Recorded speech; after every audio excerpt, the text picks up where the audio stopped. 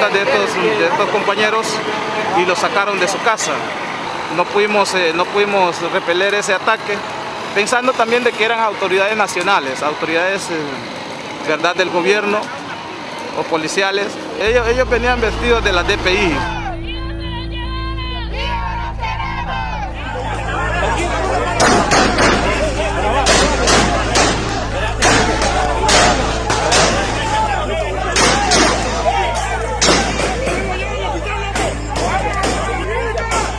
Y entonces nosotros decimos, ok, ¿por qué hacen eso? ¿Por qué nos están intimidando?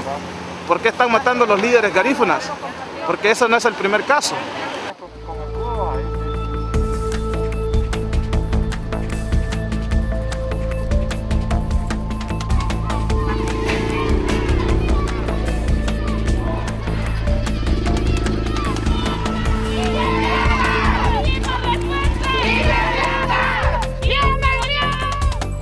Nosotros atribuimos, damos la culpa al Estado de Honduras porque tenemos 5 años desde que la Corte Interamericana de Derechos Humanos sentenció al Estado de Honduras para darle cumplimiento a la sentencia, ¿verdad?, a esta demanda internacional.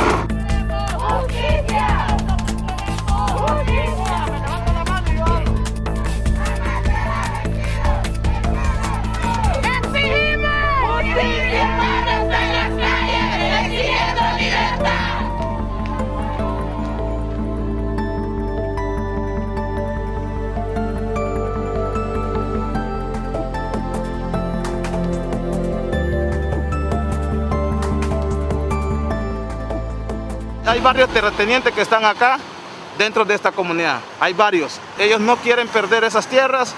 El mismo Procurador General de la República nos estaba diciendo que nos olvidáramos de estas tierras donde está ubicado Playa Escondida y donde está ubicado el complejo Marbella.